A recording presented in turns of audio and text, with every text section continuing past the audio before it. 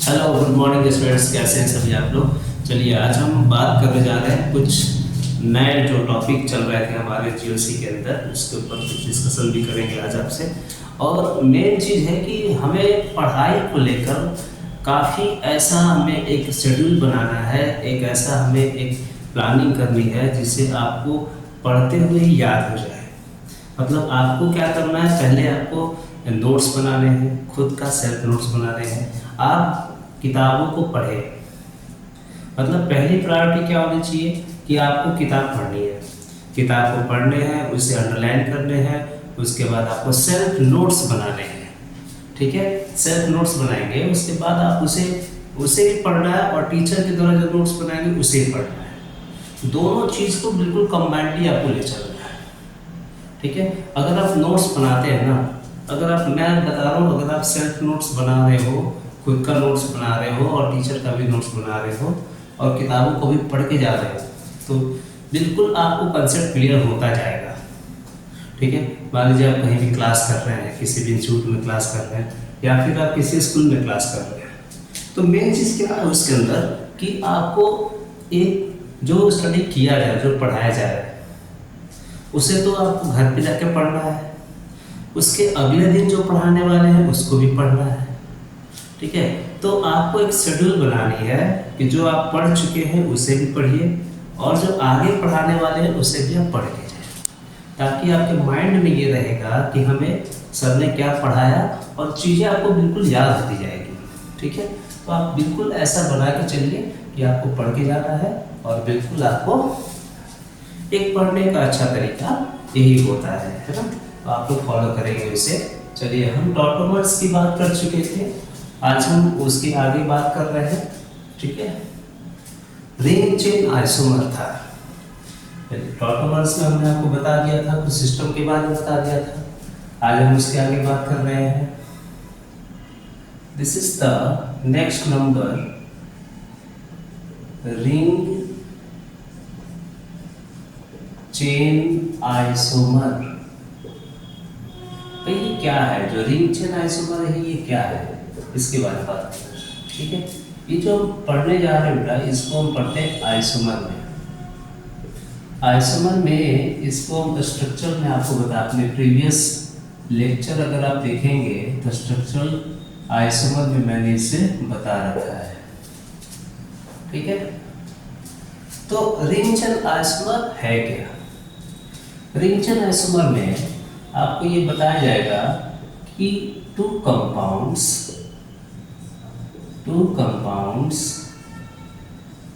are isomer of each other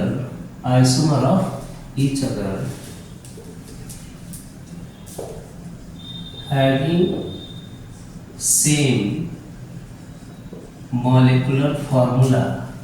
क्या होनी चाहिए, मॉलिक्यूलर फॉर्मूला सेम होनी चाहिए। ठीक है, एंड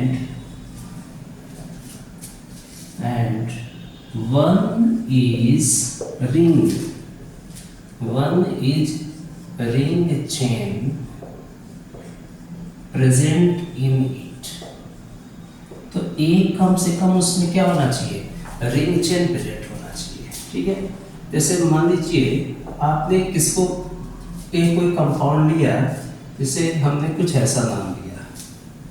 ठीक है, 3 कार्बन का है, मैं इसमें एक करूँ डबल बॉन्ड डाल दूँ, है ना, मैं इसका एक क्या कर रहा हूँ, एक रिंग भी बना रहा हूँ इस तरह का।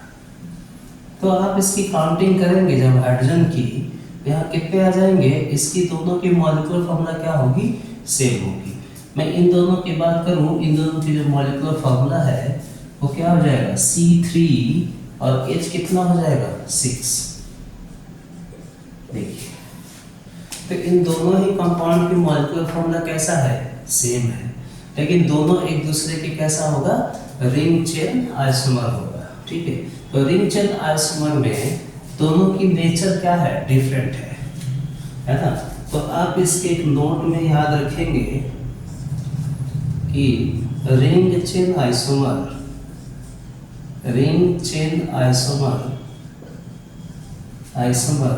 having having different physical property, different physical properties, ठीक है।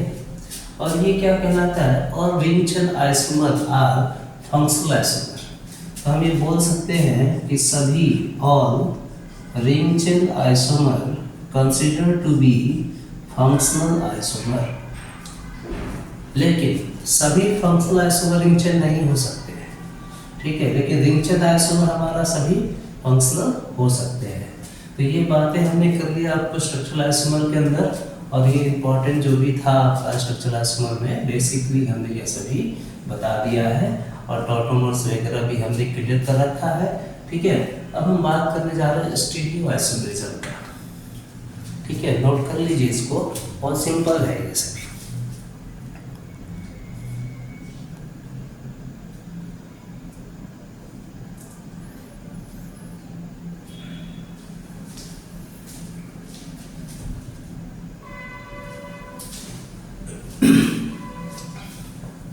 चलिए अब हम बात करते हैं स्टीरियो आइसोमरिज्म।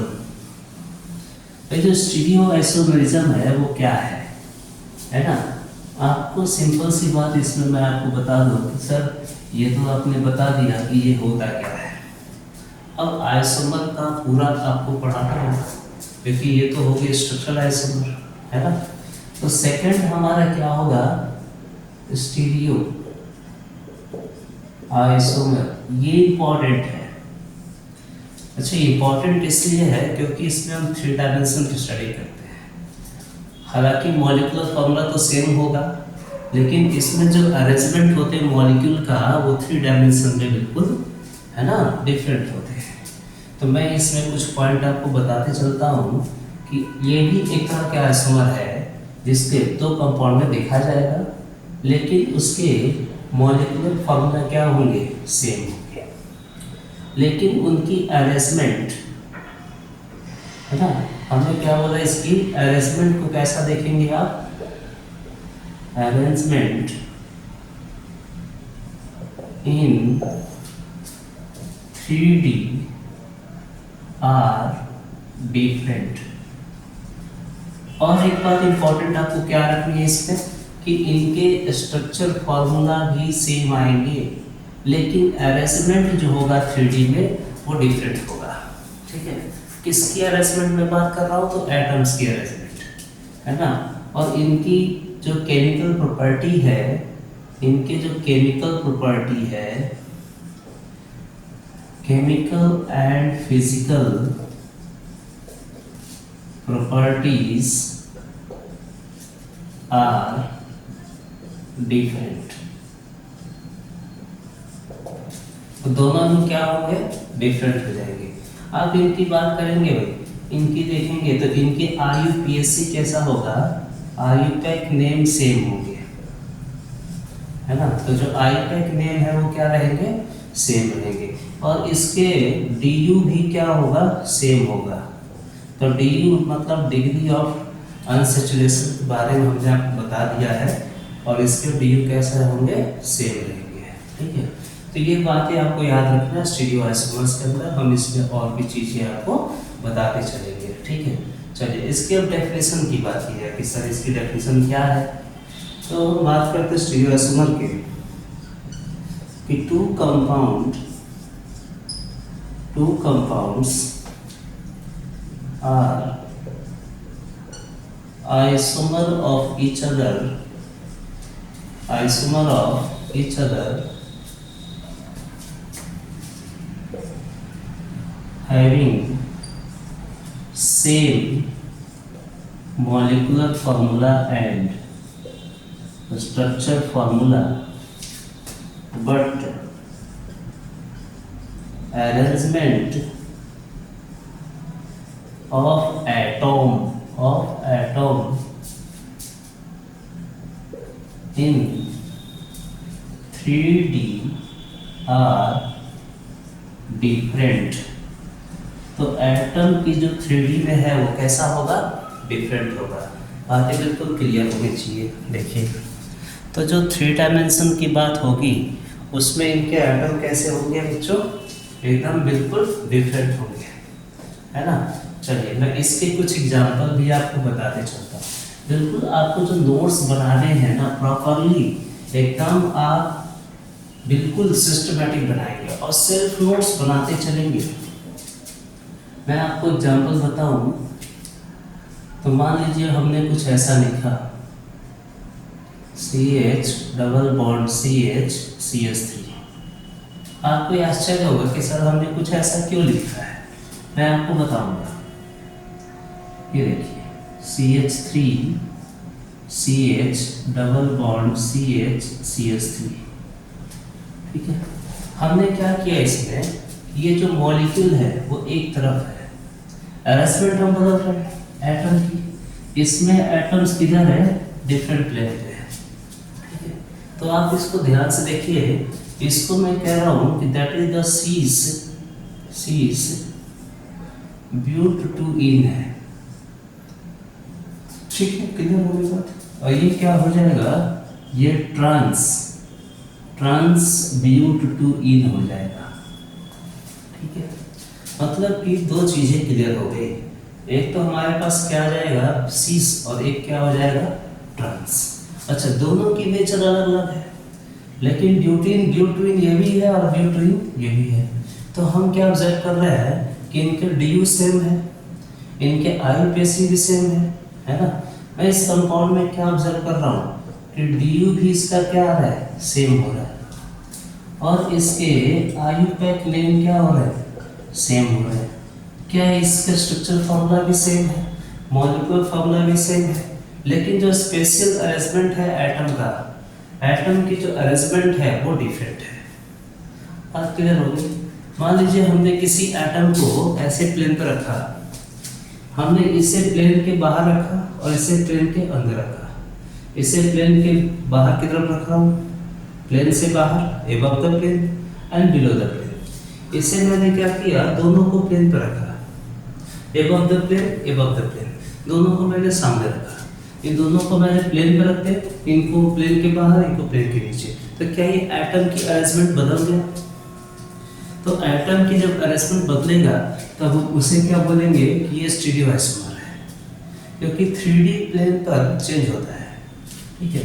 तो इनकी जो अरेंजमेंट है मॉलिक्यूल्स का, तो इनका ये होता है स्पेशियल अरेंजमेंट।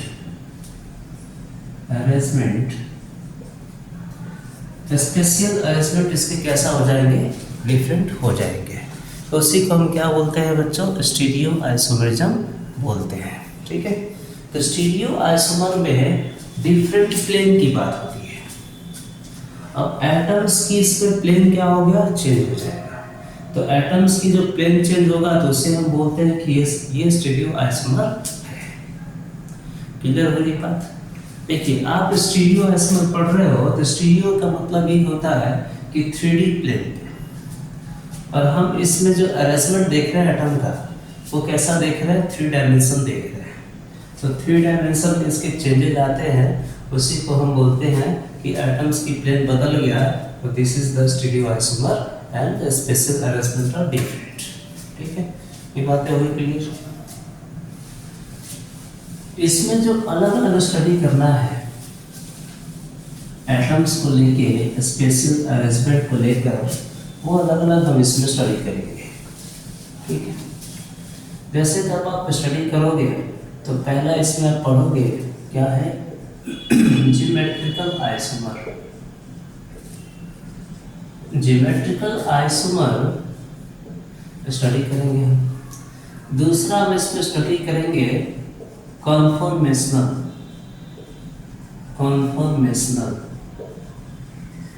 आइसोमर। तीसरा हम इसमें स्टडी करेंगे ऑप्टिकल आइसोमर। मैं आपको इतने अच्छे से आपको बताते चलूँगा ताकि आपको ये कंसेप्ट क्या हो जाए, बिल्कुल क्लियर हो जाए। भाई जो कंसेप्ट में प्रॉब्लम है वो चीज़ें तो हमारे क्लियर हो जाएंगी। तो हम ज्योमेट्रिकल पढ़ेंगे, कन्फॉर्मेशनल पढ़ेंगे and that is the optical. और ये स्टीरियो आइसोमर के 3 ऐसे टाइप हैं।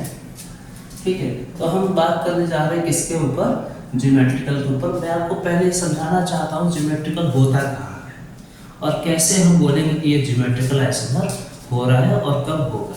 ठीक है, ये सारी चीज़ें मैं आपको बताते चलूँगा। चलिए बात हो गई क्लियर। अब हम देख क्या रहे हैं ज्योमेट्रिकल आइसोमर में। देखिए बच्चों, मैं आपको एक रफ डायग्राम बताता हूँ ज्योमेट्रिकल कहाँ कहाँ पे होगा। ज्योमेट्रिकल आइसोमर में डबल बॉन्ड के अलाउंग रोटेशन होता है।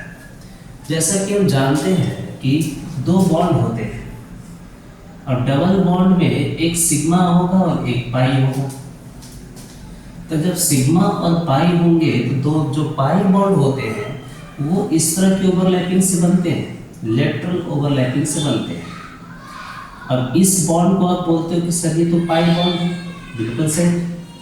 तो पाई बॉन्ड जो होते हैं ना वो लेटरल ओवरलैपिंग है और जो सिग्मा बॉन्ड है, जो सिग्मा बॉन्ड हम दे रहे हैं वो इस तरह की ओवरलैपिंग है।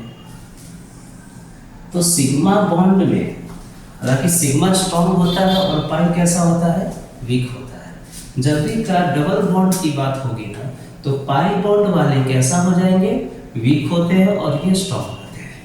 ये ऐसा रोटेशन कर सकता है और ये 360 रोटेशन को देख सकता है, ये कर सकता है। लेकिन पाई बॉन्ड में अगर आप इसे 90 पे रोटेट करा दो, अगर आप इसे एक को पकड़कर एक दोनों पाई बॉन्ड हो गए, मैं इसको ऐसे घुमा दूं तो the bond will vanish. The bond क्या हो जाएगा, वैनिश। अगर मैं इसको 90 पे घुमा रहा हूं तो बॉन्ड क्या हो जाएगा, वैनिश। तो यहां तक के गायब हो गया। तो हम इसको रोटेशन क्या बोलते हैं, रेस्ट्रिक्टेड रोटेशन। तो पाई बॉन्ड में क्या होता है कि रोटेशन रेस्ट्रिक्टेड होता है और रोटेशन बिल्कुल ऐसी रहेगा। ये हम यहाँ ला रहे हैं तो ये गायब हो जाएगा। अच्छा, सिग्मा ऐसा है तो सिग्मा को मैं रोटेट करा सकता हूँ ओवरऑल, लेकिन पाई बॉन्ड को हम रोटेट नहीं करा सकते। तो पाई बॉन्ड में जो रोटेशन है वो कैसा है, रेस्ट्रिक्टेड रोटेशन है। और यही हम ज्योमेट्रिकल आइसोमर में पढ़ने वाले हैं। कितना रोटेट करेगा ये भी हम ध्यान रखेंगे कि कहाँ तक ये रोटेशन में भाग ले सकता है। ठीक है, तो पाई बॉन्ड वाला केस होगी, ये पी ऑर्बिटल्स में हमने पढ़ा है कि पाई बॉन्ड में या तो px की ओवरलैपिंग पाई बनाएगा या तो py की ओवरलैपिंग पाई बनाएगा। pz वाला जो है ये हमेशा क्या बनाएगा, सिग्मा। तो हम इस ज्योमेट्रिकल आइसोमर में यही स्टडी करने वाले हैं कि पाई बॉन्ड के अलाउंग रोटेशन। ठीक है, तो इसमें भी हम बात करें कि two compounds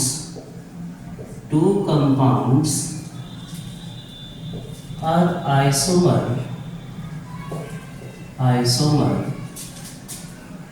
of each other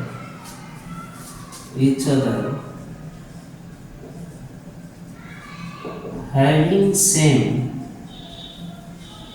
molecular formula and structure formula, but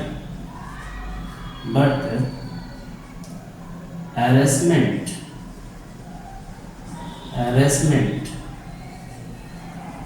of atoms along multiple bond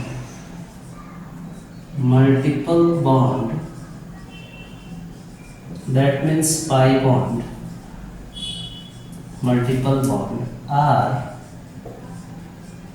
different in spatial arrangement,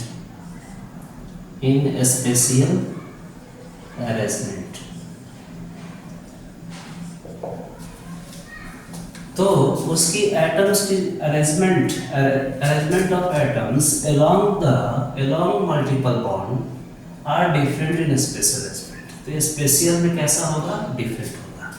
मैं आपको ये बताना चाहता हूँ कि स्पेशियल अरेंजमेंट में मल्टीपल बॉन्ड ना अरेंजमेंट जो एटम होते हैं वो मल्टीपल बॉन्ड के नाम कैसे हो जाते हैं, डिफरेंट हो जाते हैं। तो ज्योमेट्रिकल आइसोमर में हमें ये देखने को मिलता है। इसमें क्या होता है, इसमें होगा रेस्ट्रिक्टेड रोटेशन, ये पढ़ने को मिलता है। रेस्ट्रिक्टेड रोटेशन हम पढ़ते हैं। रेस्ट्रिक्टेड रोटेशन मतलब the pi bond are move till 90 degree, pi bond को हम 90 डिग्री तक रोटेट करा सकते हैं, इसमें रेस्ट्रिक्टेड रोटेशन होगा। रेस्ट्रिक्टेड रोटेशन कहाँ देखने को मिलता है? along